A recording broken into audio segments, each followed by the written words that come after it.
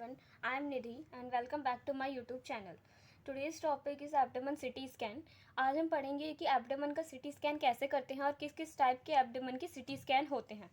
First point, read doctor prescription carefully. हमें doctor का prescription का पेपर केयरफुली उसे पढ़ना है. उसमें क्या मेंशन है, किस चीज़ का CT स्कैन करना है पेशेंट का. Second, take history of the patient. हमें पेशेंट की हिस्ट्री लेनी है, उसे क्या प्रॉब्लम हो रही है, किस लिए उसे CT स्कैन करवाना है. Some general history in case of the abdomen CT scan. अब हम कुछ जर्नल हिस्ट्रीज देखेंगे कि क्या क्या पेशेंट को हिस्ट्री हो सकती है. एब्डोमेन पेन हो सकता है, फ्लैंक पेन हो सकता है, वॉमिटिंग हो सकता है, CLD जिसे हम क्रॉनिक लिवर डिजीज़ भी कहते हैं, CKD kidney chronic kidney disease, hydronephrosis, polycystic kidney, renal calculus. Renal calculus का मतलब है कि स्टोन हो जाना किडनी में. PoJ means pelvic ureteric junction obstruction हो जाना. ये किस केस में होता है, लाइक रीनल पेल्विस का डायलेशन हो जाना, या फिर हमारा जब अगर स्टोन जो है फंस जाता है पेल्विक और किडनी जहाँ जंक्शन होता है वहाँ पे, तो उस वजह से पीओजे ऑब्स्ट्रक्शन हो जाता है. मियोटिक लिवर एब्सिस, कॉलीलिथियसिस का मतलब होता है स्टोन हो जाना गॉल ब्लैडर में. पेनक्रियाइटिस मीन्स इन्फ्लामेशन हो जाना. कोलोनिक ऑब्स्ट्रक्शन मीन्स क्या होता है कि कोलोन में ऑब्स्ट्रक्शन हो गया है तो. Splenomegaly means enlargement of the spleen. Diarrhoea, loose motion होता है इसका मतलब. हेपेटाइटिस होना. CAIO means sub acute intestinal obstruction हो जाना. कॉन्स्टिपेशन, कब्ज हो जाना. बवल ऑब्स्ट्रक्शन होने की वजह से भी करते हैं हम.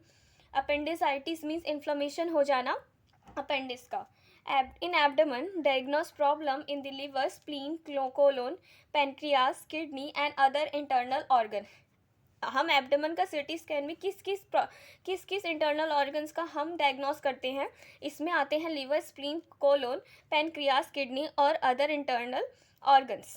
अब हम आगे देख लेते हैं किस किस टाइप्स के एब्डोमेन के CT स्कैन होते हैं. देख लेते हैं एब्डोमेन के किस किस टाइप के CT स्कैन होते हैं. 2 टाइप्स के एब्डोमेन के CT स्कैन होते हैं normally. NCCT abdomen, CECT abdomen. Abdomen में भी अपर एब्डोमेन और होल एब्डोमेन होते हैं. तो इसमें हम हमारी जो डॉक्टर के प्रिस्क्रिप्शन में मेंशन होगा उसी के अकॉर्डिंग हम एब्डोमेन का स्कैन करेंगे. NCCT abdomen means non contrast computed tomography. और CECT की जैसे मैंने आपको फुल फॉर्म पहले भी बताई थी, NCCT और CECT में डिफरेंस. CECT की फुल फॉर्म होती है कंट्रास्ट एनहांसमेंट कंप्यूटेड टोमोग्राफी. अब हम एक एक करके इसके बारे में देख लेते हैं.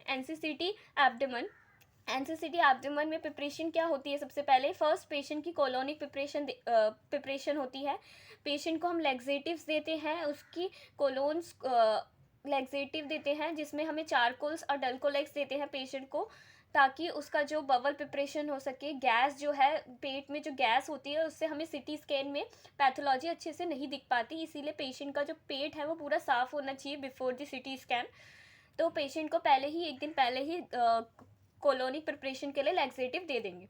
सेकेंड पॉइंट है 4 आवर फास्टिंग. NPO होगा पेशेंट 4 आवर के लिए. Third, only oral contrast. NCCT abdomen के केस में ओनली ओरल कंट्रास्ट देते हैं पेशेंट को. ओरल कंट्रास्ट में क्या क्या देते हैं और किस तरह से देते हैं. जब पेशेंट CT स्कैन कराने के लिए आता है तो हम उसको जो है ओरल कंट्रास्ट देते हैं, उसे बोलते हैं कि 1 घंटा उसे पीना है इसे और इसके बाद स्कैन होगा उसका. तो ओरल कंट्रास्ट हम किस किस चीज़ से बनता है. ओरल कंट्रास्ट में क्या होता है, 30 ml डाइट्राजोल कंट्रास्ट मीडिया या फिर हम आयोहेक्सॉल कंट्रास्ट मीडिया को मिक्स करते हैं 1 लीटर डिस्टिल वाटर बॉटल में. 30 ml कंट्रास्ट मीडिया लेना है हमें और 1 लीटर डिस्टिल वाटर बॉटल लेना है, उसको मिक्स करना है और फिर पेशेंट को मिक्स करने के बाद देना है पेशेंट को कि इसको 1 घंटे तक पीना है, इसके बाद उसका CT स्कैन होगा. फोर्थ पॉइंट है no need for serum creatinine report, because इसमें हमने IV कंट्रास्ट का यूज़ नहीं करेंगे तो इसमें हमें ब्लड रिपोर्ट की भी ज़रूरत नहीं है. NCCT एब्डोमेन के केस में कौन सा कोई कंसेंट फॉर्म साइन कराते हैं नहीं कराते हैं. इसमें ये है कि अगर फीमेल पेशेंट होगी तो हमें वैसे भी पता है कि पेशेंट अगर एक्सरे कराए या CT कराए, फीमेल की अगर एज 18 से 45 के बीच में होती है तो प्रेगनेंसी के चांसेस होते हैं, पेशेंट के रिप्रोडक्टिव एज होती है ये. तो इसलिए हम पेशेंट की फीमेल पेशेंट की साइन कराते हैं, LMB पूछते हैं उसकी. अगर प्रेगनेंसी है उसकी तो हम उसमें एक्सरे और CT नहीं कराते. तो इसीलिए पेशेंट की इसमें हमें फीमेल पेशेंट के साइन चाहिए होते हैं। इससे हम प्रेगनेंसी फॉर्म तो फिल कराएंगे ही अगर NCCT एब्डोमेन का केस है, और मेल के लिए कोई भी फॉर्म नहीं होगा। अब देख लेते हैं CCT एब्डोमेन के केस में contrast enhancement computed tomography. First colonic preparation जैसे NCCT के केस में होती, सेम इसमें भी यही होगी, लेग्जेटिव्स देंगे। सेकंड ये है 4 आवर की फास्टिंग होगी, NPO होगा पेशेंट। थर्ड बोथ ओरल और IV कंट्रास्ट, इसमें हम दोनों ही देंगे। ओरल तो वैसे ही देंगे जैसे हमने NCCT के केस में दिया था, 30 ml आयोहेक्सल कंट्रास्ट मीडिया को हम मिक्स करेंगे 1 लीटर डिस्टिल वाटर बॉटल में, ठीक है। बिफोर प्रोसीजर देंगे ये हम। IV कंट्रास्ट क्या देंगे हम, आयोहेक्सल ओमनीपैक ही देंगे कंट्रास्ट मीडिया। ये जो है non ionic monomer contrast media होता है। बहुत डिफरेंट टाइप्स के कंट्रास्ट मीडिया होते हैं, उस पर भी मैं एक वीडियो बना दूंगी आपके लिए। फिर आयोहेक्सल ओमनीपैक कंट्रास्ट मीडिया देंगे पेशेंट को हम। ये किस अकॉर्डिंग देते हैं, पेशेंट के वेट के अकॉर्डिंग देते हैं, 1 ml पर kg। अगर पेशेंट का वेट 40 है तो हम 40 kg ही देंगे, 40 kg है तो 40 ml कंट्रास्ट मीडिया देंगे। और ये जो है हम ये पहले नहीं देते या बाद में नहीं देते, IV कंट्रास्ट जो है हम ड्यूरिंग स्कैन सीरिंज से पेशेंट को हम कंट्रास्ट देते हैं और तब हम उसका स्कैन करते हैं। IV कंट्रास्ट ड्यूरिंग स्कैन देंगे हम, और ओरल कंट्रास्ट पेशेंट को पहले ही दे देंगे हम जब हमारे पास पेशेंट सिटी कराने आएगा तो। फोर्थ पॉइंट है रिक्वायर्ड सीरम क्रिएटिनिन रिपोर्ट। इसमें जो है हमें ब्लड रिपोर्ट की ज़रूरत होगी बिकॉज हम पेशेंट को IV कंट्रास्ट दे रहे हैं, तो ये बहुत ज़रूरी है हम कि उसकी सीरम क्रिएटिनिन की रिपोर्ट देख ले कि किडनी अच्छे से फंक्शन कर रही है नहीं कर रही है।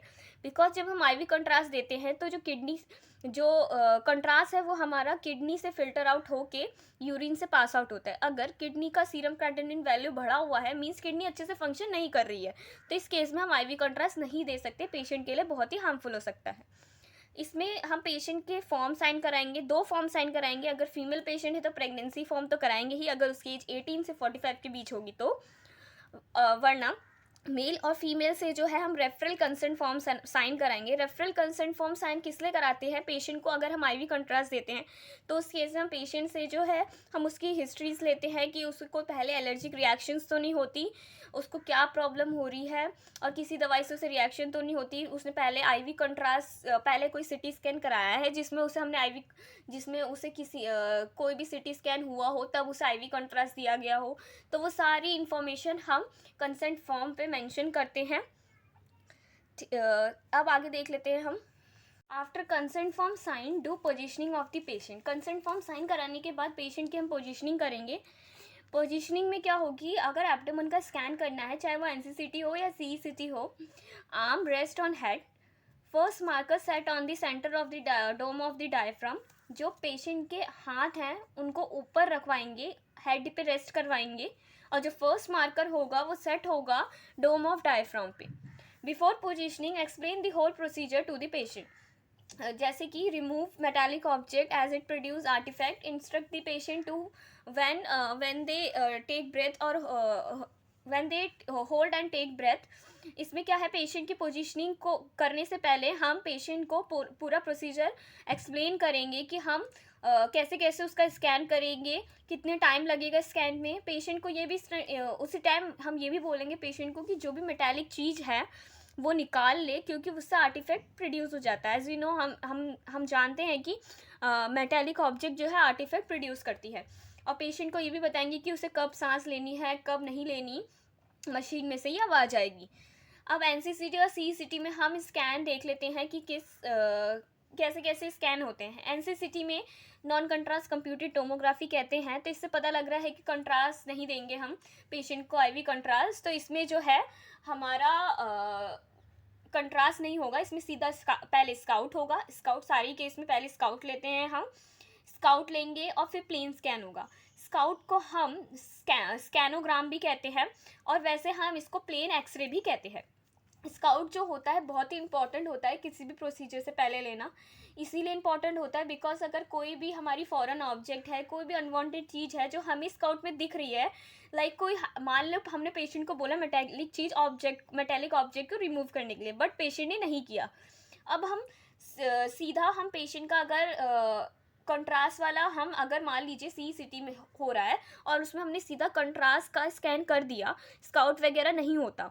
अगर कंट्रास्ट स्कैन कर दिया तो अब एक बार हमने अब उसने मेटल पहना हुआ है, हमारे बोलने के बावजूद भी उसने नहीं निकाला, तो उससे आर्टिफैक्ट क्रिएट हो जाएगा और हम पेशेंट को बार बार कंट्रास्ट तो दे नहीं सकते, एक लिमिट होती है कंट्रास्ट देने की भी। तो इसीलिए हमारे जो स्कैन में सबसे पहला स्कैन स्काउट स्कैन होता है, जिसमें हम फॉरन ऑब्जेक्ट्स देख ले, कोई भी आर्टिफैक्ट तो नहीं आ रहा। देन इसके बाद स्काउट स्कैन के बाद होता है प्लेन स्कैन। एनसीसीटी में स्काउट स्कैन होगा, फिर प्लेन स्कैन होगा। और सीसीटी के केस में स्काउट प्लेन स्कैन सेम जैसे कि एनसीसीटी में होता था। फिर पेशेंट को हम कंट्रास्ट देंगे सीरीज से, जिस मैंने बताया था आपको, आईवी कंट्रास्ट देते हैं वेट के अकॉर्डिंग, वो देंगे और उसी के ड्यूरिंग इनका स्कैन होगा। इसके बाद जो हम डीलेड स्कैन भी ले लेते हैं, कभी कभी लेते हैं जिस केस में हमें पैथोलॉजी दिख रही है, हमें ये लग रहा है कि ये जो है इसमें हमें एक और डीलेड लेना चाहिए, तो 5 मिनट बाद या 4 मिनट बाद जैसे ही पैथोलॉजी के अकॉर्डिंग हम डीलेड स्कैन लेते हैं इसमें। Post care of patient, post care में क्या है, पेशेंट को हम वेट कराते हैं एलर्जिक रिएक्शन के लिए। मतलब कि कंट्रास्ट हमने दिया है तो हो सकता है पेशेंट को रिएक्शन हो सकती है, किसी किसी केस में रैशेस भी आ पेशेंट को एलर्जी होने लगती, वॉमिटिंग होने लगती है। तो उस केस में हर हॉस्पिटल में एक इमरजेंसी मेडिसिन अवेलेबल होती है एलर्जिक रिएक्शन के लिए, जिसे हम एबिल भी कहते हैं। तो उस केस में पेशेंट की लिए वेट करेंगे कि कोई एलर्जिक रिएक्शन तो नहीं हो रही। ऐसा नहीं कि हम स्कैन करने के बाद तुरंत ही पेशेंट को बाहर भेज देंगे, 5 मिनट वेट कराएंगे हम, ताकि उसे कोई रिएक्शन तो नहीं हो रही before leaving the department. Explain the patient when to collect the report, patient को एक्सप्लेन भी करना है साथ में कि उसे कब रिपोर्ट कलेक्ट करनी है अपनी।